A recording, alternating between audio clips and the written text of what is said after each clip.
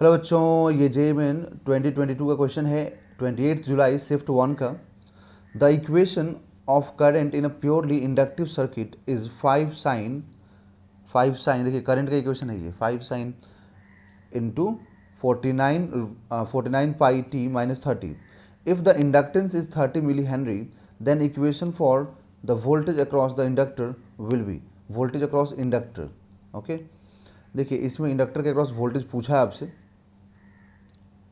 Okay, तो इसमें बच्चों हम लोग को ये इंडक्टर दिया हुआ देखिए है ना, यहाँ पर प्योरली इंडक्टिव है और ये वोल्टेज दिया हुआ है। अब यहाँ पर ना देखिए ये पीक वैल्यू दिया हुआ है, तो आप क्या करेंगे सबसे पहली बात कि इस इक्वेशन को मैं लिख देता हूँ पहले। करंट का इक्वेशन है 5 साइन 49 पाई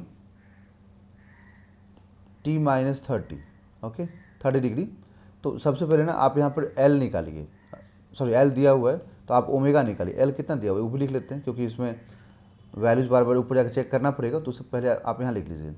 तो आप यहाँ पर ना एक्सेल निकालिए, तो ओमेगा आपको मालूम ही है और एल मालूम ही है, तो आप यहाँ पर एक्सेल फाइंड कीजिए। तो ओमेगा कितना है बच्चों 49 पाई, ठीक है, क्योंकि ये ओमेगा टी हो गया, इनटू 30 मिली हेनरी। ठीक है, तो 30 मिली का मतलब हो गया 10 टू द पावर -3। ओके, तो ये एक्सेल हो गया। अब जब एक्सेल आपको मालूम हो गया, ठीक है, तो आप यहाँ से वोल्टेज वोल्टेज का मैक्सिमम वैल्यू निकाल लीजिए। तो वोल्टेज का मैक्सिमम वैल्यू कितना होता है, तो 5 मतलब आई नॉट इंटू एक्सेल।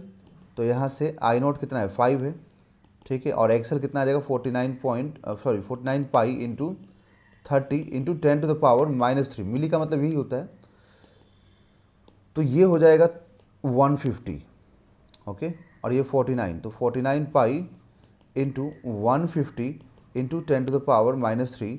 तो अब यहाँ से 49 पाई इंटू 0.15, फिर इसको लिखेंगे हम लोग कि 49 इंटू 3.14 इंटू 0.15। अब इसको सॉल्व करेंगे तो ये अप्रॉक्सीमेट 23.1 वोल्ट आएगा, है ना। ये मैक्सिमम वोल्टेज हो गया, ये पीक वैल्यू हो गया वोल्टेज का। अब जब वोल्टेज का आपको पीक वैल्यू मालूम हो गया, ठीक है, ओके, और हम जानते हैं कि यहाँ पे वोल्टेज लीड करता है ना, voltage lead current by 90 degree. किस केस में, तो प्योर इंडक्टिव के केस में।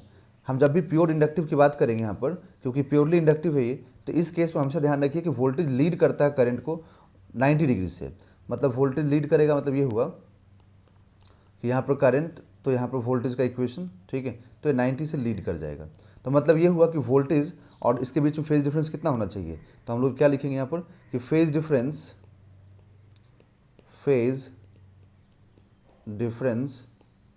बिटवीन